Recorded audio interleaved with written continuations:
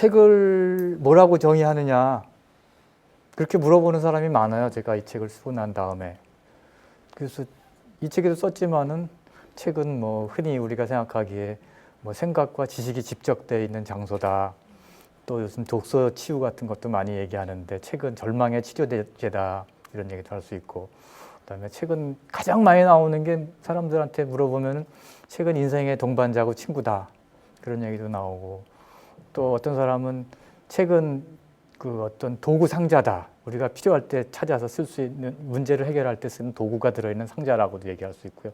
여러 가지가 있는데 제가 볼 때 책은 그 저자의 머릿속에 잉태됐다가 그다음에 출판사라는 조산원의 도움을 받고 태어나서 독자 여러분에 의해서 키워지는 그런 이상한 물건이 아닌가 그렇게 생각이 됩니다. 그래서 제가 책은 제가 썼지만 키워주는 거는 독자들이라고 생각을 하고요. 제가 그동안에 책을 쓴 다음에 프랑스 파리에 오래 있었기 때문에 그 어떻게 잘하는지를 잘 보지를 못했어요. 근데 이번에 나온 이 책인 시공이라는 책은 제가 파리보다는 요즘은 서울에 더 많이 살고 있어서 이 책이 점점 커가는 모습을 볼 수 있게 돼서 참 특별한 경험이라고 생각하고요. 여러분들께서도 이 책을 많이 키워주는데 일조하시리라고 기대합니다. 그래서 책에 대한 그 책을 한번 쓴 게 이 책이고요. 이 책의 내용은 여러분이 뭐 책 안에, 책 제목에 나와 있습니다. 책 읽는 사람의 시간과 공간이죠. 우리는 시간과 공간 속에서 사는데 그 안에서 뭘 하고 살죠. 뭘 하고 사는 여러 가지 밥 벌어먹기 위해서 직업생활에 종사하고 또 뭐 음모를 하기도 하고 사랑을 하기도 하고 뭐 싸움을 하기도 하고 뭐 연대를 하기도 하지만은 거기서 책을 들고 책을 읽는 사람, 그 사람의 시간과 공간, 그걸 제가 이 책에 한번 그려보려고 한 겁니다. 그려보려고. 두 가지로 그렸죠. 하나는 그 글을 통해서 그렸고 다른 하나는 사진을 통해서 그렸고. 그래서 책 읽는 사람의 어떤 그 초상화 같은 거를 글과 사진으로 표현한 게 이 책이 아닌가 그렇게 저는 생각을 하고 있습니다.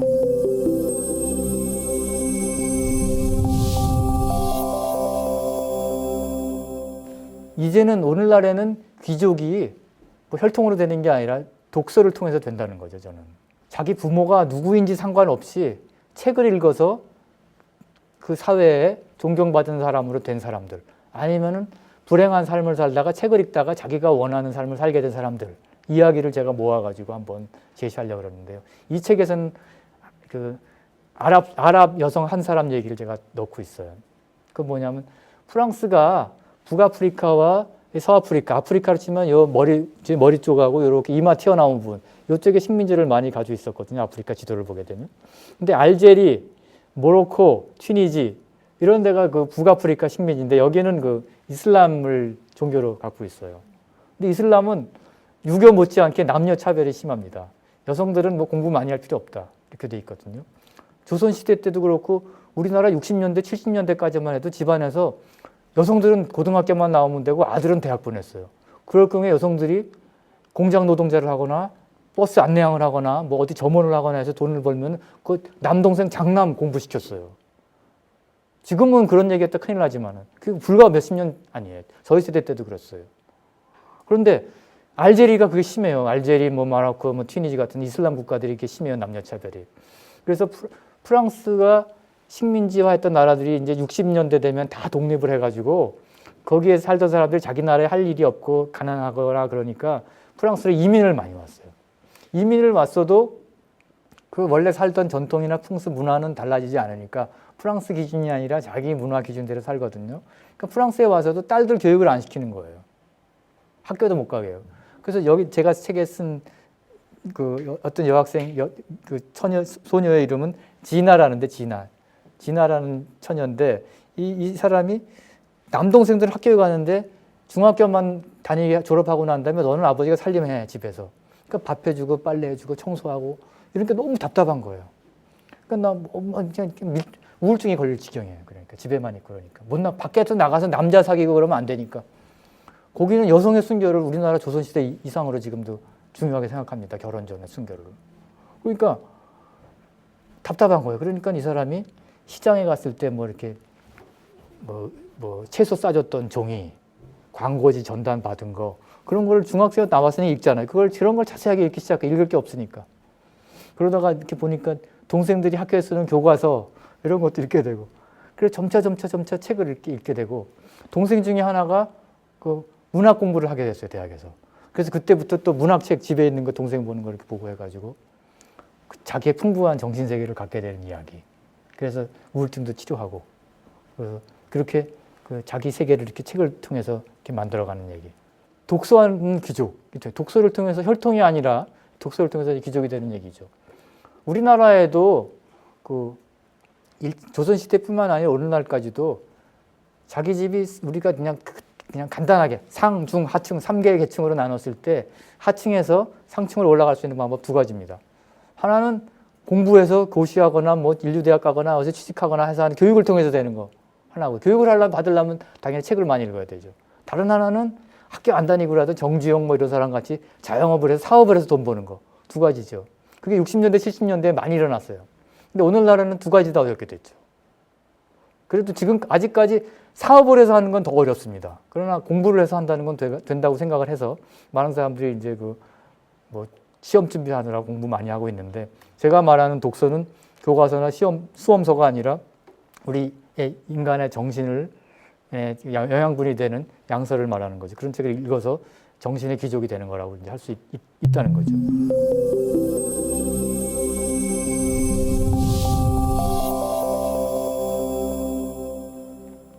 책 읽는 시간에 대해서 먼저 우리가 얘기를 해봐야 되겠는데요. 대체적으로 이제 저는 주말에 보통 책을 많이 읽는다고 보통 사람들이 생각을 하고요.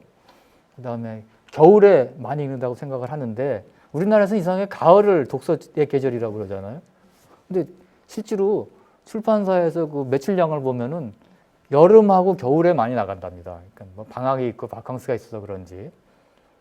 오히려 봄, 가을에는 너무 날씨가 좋고 벚꽃놀이도 가야 되고 단풍놀이도 가야 되고 그러니까 책이 덜 팔리고, 그 겨울에 많이 읽는다 그러면 특히 겨울에 많이 읽을 것 같아요, 제 생각에. 그건 전통적으로도 그랬다 그래요. 이퇴계, 유성룡, 이율곡 이런 분들 우리 조상들인데, 근데 책 많이 읽은 조선의 선비고 관료들 아닙니까? 이분들이 자식들한테 쓴 편지가 있어요. 요즘은 다 이메일로 하고 뭐 이렇게 문자 보내고 그러는데, 옛날에 그 우리나라 조상들 양반들은 자식한테 뭘 가르칠 때 편지를 썼답니다. 그 편지들을 아버지가 그 아들에게 보내는 편지 서간집을 이렇게 묶어놓은 게 있어서 제가 봤더니, 아버지들이 아들들에게 독서 교육을 하는데 겨울에 특히 많이 읽어라. 책을 싸들고 절에 들어가서 한 권의 책을 가지고 한 번 읽지 말고 여러 번 읽어서 몸에 붙여라. 뭐 이런 얘기들을 해요. 그리고 꼭 삼동이라는 표현이 나와요. 삼동. 겨울에 읽어라. 왜냐하면 겨울은 그 낮이 짧고 밤이 길기 때문에 움직임이 줄어들고 방에 실내에 머무르는 경우가 많게 되죠. 그러니까 그럴 때 책을 긴 시간 동안 오래 읽을 수 있다는 거죠. 뭐 여름에 또 해변에 가서 읽는 사람도 있죠. 뭐 그 소설책 넘기는 사람도 있고, 모래하고 바닷물이 이렇게 섞여 있는 게 그 책갈피에 이렇게 붙기도 하는 그런 분위기가 또 있죠. 바닷바람도 맞으면서. 그렇지만 아무튼 겨울에 많이 읽는 거고, 밤에 또 많이 읽게 되죠, 아무래도. 사람에 따라서 근데 새벽에 일어나서 읽는 사람도 있고요. 또 낮에 뭐 오후에 졸릴 때 읽는 사람도 있고, 여러 가지 형태가 있을 거라고 보고요. 그다음에 이제 그 우리가 살아가면서 시간이라는 걸 어떻게 재냐면, 뭐 초년생, 유년기가 있고, 또 뭐 청소년기가 있고, 또 장년기도 있고, 중년, 노년기가 있는데, 그 인생의 사계에 따라서 읽는 책이나 읽는 시간, 방법, 종류 같은 게 또 달라질 것 같아요. 아무튼 그 바쁜 시간에도 어떻게 시간을 쪼개가지고 우리가 책을 읽을 수 있느냐, 그런 문제죠. 대부분 사람들 독서 설문조사 해보면은 책을 많이 읽으십니까? 별로 못 읽습니다. 이유는 뭡니까? 그럼 시간이 없어서 다 그렇거든요. 다들 시간을 쪼개서 쓰고 있죠. 참 왜 이렇게 자동차도 생기고 비행기도 생기고 뭐 이렇게 이메일, 인터넷도 생기고 해서 모든 게 다 빠르게 됐는데, 빨라졌으면 나머지 시간이 많아야 되는데 왜 더 쫓기는지 모르겠어요, 참. 분명히 이기가 우리를 좀 더 여유 있게 해줘야 되는데 더 속도 지상주의로 돼서 더 빠르게 하라고 그러니까 참 쫓겨가지고 항상 여유가 있어도 마음은 뭐 바쁘단 말이에요. 그럼에도 불구하고 우리가 어떻게 시간을 자기가 만들어서 독서에 바칠 수 있느냐, 그런 게 굉장히 중요한 일이죠.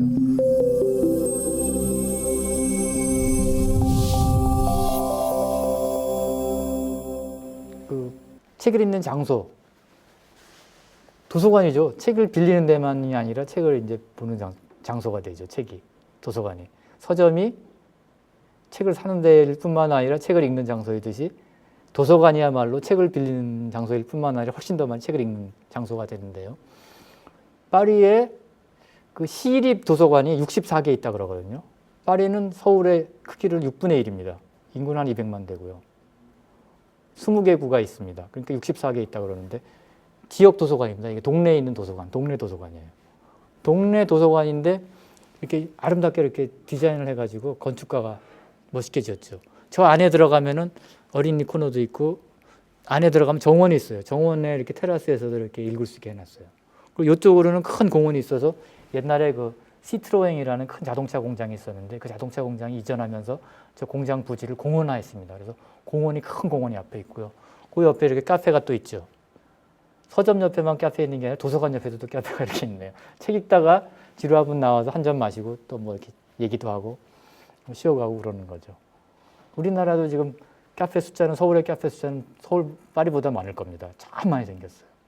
왜냐? 공원이라든지 뭐 어디 조용하게 들어가 있을 데가 없기 때문에 실내에 카페 공간이 진짜 많이 생기는 게 사적으로 조용하게 있을 시간이 없어서 그런 욕구를 충족시켜주는 공간으로 그 고급 카페들이 많이 생겼죠. 디자인을 갖춘 의자도 편하고 이런 것들.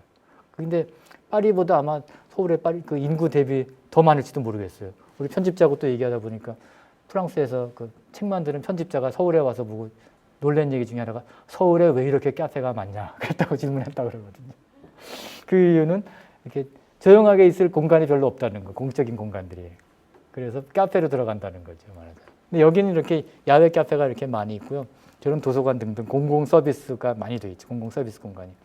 자기가 책을 좋아하면은 자기처럼 책을 좋아하는 사람들, 친구들을 만들어가지고 뭐 일주일에 한 번은 너무 많으면 2주일에 한 번, 3주일에 한 번씩 모여서 똑같은 책을 읽고 이제 얘기를 하는 거죠. 그러려면은 다음번에 읽을 책을 하나씩 선정해 갖고 와가지고 나 이 책을 좋아한다. 왜 읽어야 되나? 그럼 몇 번 이렇게 나올 거 아닙니까? 그러면 그 중에서 이제 이야기를 나눠서 합의를 해가지고 그 책을 읽고 그다음에 그 책도 좀 그때 건 또 다음에 읽고 이렇게 해서 서로 의견을 모아가지고 책을 읽고 그걸 의견을 나누는 거 그게 참 독서하는 데 도움이 된다는 거죠. 그게 말하자면 프랑스 문화로 말하자면 살롱 문화라는 거죠. 진짜 프랑스에서 살롱은 책을 읽고 토론하는 장소죠. 근데 거기도 마담이 있었어요. 마담이 이렇게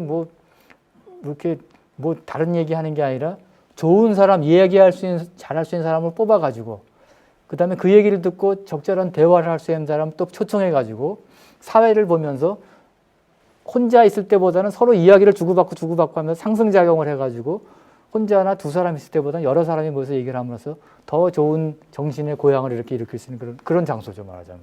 그게 이제 그 살롱이라는 건데 그 살롱 문화가 지금은 카페에서 일어나고 있죠. 그래서 프랑스 파리에는 무슨 문학 카페, 철학 카페, 뭐 과학 카페, 뭐 이렇게 카페에서 몇몇 사람들 아까 독서 서클 했던 사람들이 모여가지고 자기들끼리만 하는 게 아니라 공고를 붙여요. 뭐 크게 붙이지도 않고 카페 그 들어간 입구에다 종이에다 이렇게 해가지고 몇 월 며칠 여기서 몇 시에서 몇 시까지 뭐 이런 주제로 이런 책을 가지고 함께 토론합니다.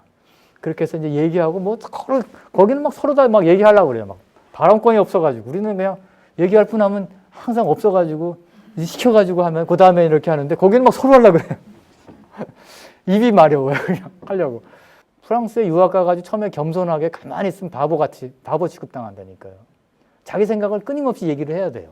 가만히 있으면 그냥 몰라서 그러고 제가 바보 같아서 저런다. 그렇게 생각하거든요. 그래서 프랑스 사람들의 경우에 친구 사귈 때 재밌는 이야기, 똑똑한 이야기, 남이 안 하는 독창적인 이야기 잘하는 사람을 친구로 사귀는 걸 최고로 칩니다.